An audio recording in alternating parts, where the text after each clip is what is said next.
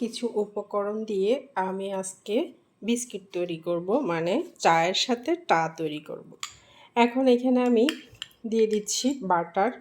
এটা হচ্ছে আপনি বাটারের জায়গায় তেলও দিতে পারবেন। 2 টেবিল চামচ আমি দিয়ে দিলাম। আর এখানে দিব চিনি। চিনি দিচ্ছি হাফ কাপের থেকে সামান্য একটু কম হবে। আর এখন এই চিনি আর বাটারটাকে আমি একটু মেল্ট করে নেব এভাবে করে। কিছুটা মিক্স করে নেওয়ার পরে এখন দিয়ে দিচ্ছি একটা ডিম। ডিম সবসময় এরকম বাটিতে ভেঙে তারপরে দেওয়ার চেষ্টা করবেন, তাহলে নাহলে দেখা যাবে আপনার খাবার নষ্ট হয়ে যেতে পারে পচা ডিমে।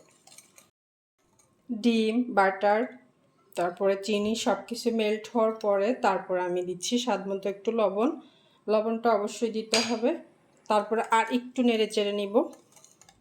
নেওয়ার পরে এখন আমরা আরও কিছু জিনিস মিক্স করব। এগুলো কিন্তু ইম্পর্ট্যান্ট জিনিস, এগুলো অবশ্যই দিতে হবে। প্রথমে আমি দিচ্ছি 1 কাপ সুজি। সুজিটা দেওয়ার পরে একটুখানি সুজিটাকে একটু মিক্স করে নিচ্ছি।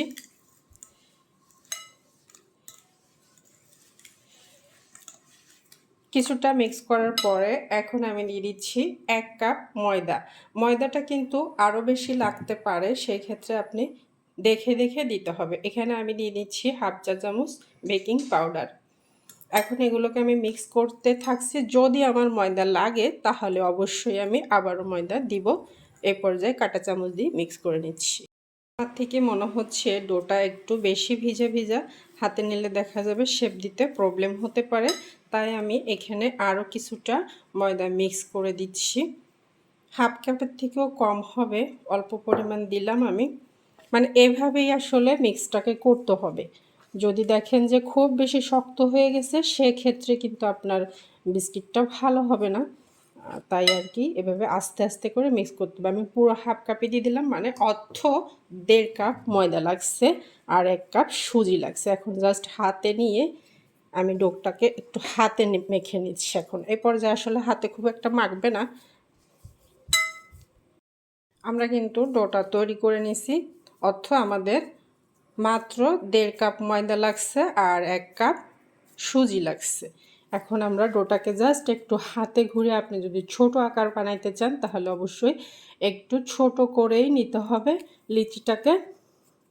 আমি একটু মিডিয়াম সাইজ করেই করতেছি, খুব বেশি বড় না, খুব বেশি ছোট না। এই যে এভাবে করে নিয়ে তারপরে আমি ছুরি দিয়ে একটু দাগ কেটে দিচ্ছি, ডিজাইন করতেছি। আপনার খুশি মতো আপনি ডিজাইনটাকে তুলতে পারেন, কোনো ব্যাপার না। এই যে এভাবে করে আমি একটা করে নিলাম।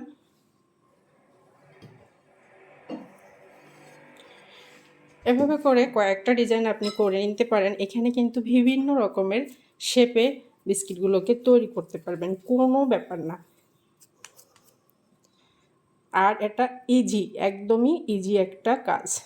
আপনি চাইলে এভাবেও রাখতে পারেন। আমি একটু এভাবে করতেছি। সবগুলোকে আমি তৈরি করে নিচ্ছি। এখন আমি এই যে চলে আসছি চুলাতে, আর চুলায় তেল দিয়ে দিচ্ছি। তেলটা কিন্তু হালকা গরম হয়েছে। এখন আমরা দিয়ে দিচ্ছি এখানে। অতিরিক্ত তেল গরম করে দেওয়া যাবে না, সেই ক্ষেত্রে দেখা যাবে বিস্কিটের কালারটা খুব দ্রুত চলে আসবে আর ভিতরটা কাঁচা থেকে যাবে।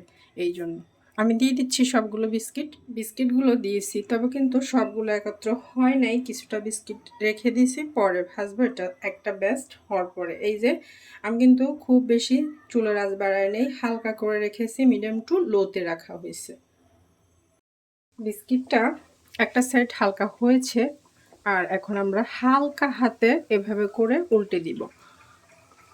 আর এটা আসলে খুব বেশি ঝামেলার কাজ না, এটা কিন্তু নিজে নিজে হালকা ফুলে যাচ্ছে, আর এটা বেশি ঘাটাঘাটি করা যাবে।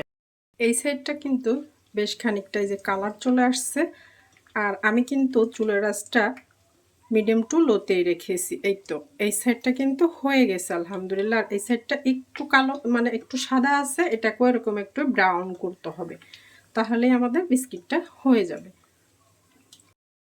বিস্কিটগুলো কিন্তু আমাদের হয়ে গেছে, এখন আমরা তুলে নেব। এই যে এইরকম হবে কালারটা। এখন আসলে তেল আছে তো, তাই খুব একটা বোঝা যাচ্ছে না, ঠিক এরকম হবে। আমি সবগুলোকে তুলে নিচ্ছি। আরও কিছু বিস্কিট থেকে গিয়েছে, সেটা এখন ভেজে নিচ্ছি। বিস্কিটগুলো কিন্তু তৈরি করে ফেললাম আলহামদুলিল্লাহ। দেখেন এত সুন্দর বিস্কিট যদি আমি ঘরে তৈরি করি তাহলে আর কি লাগে।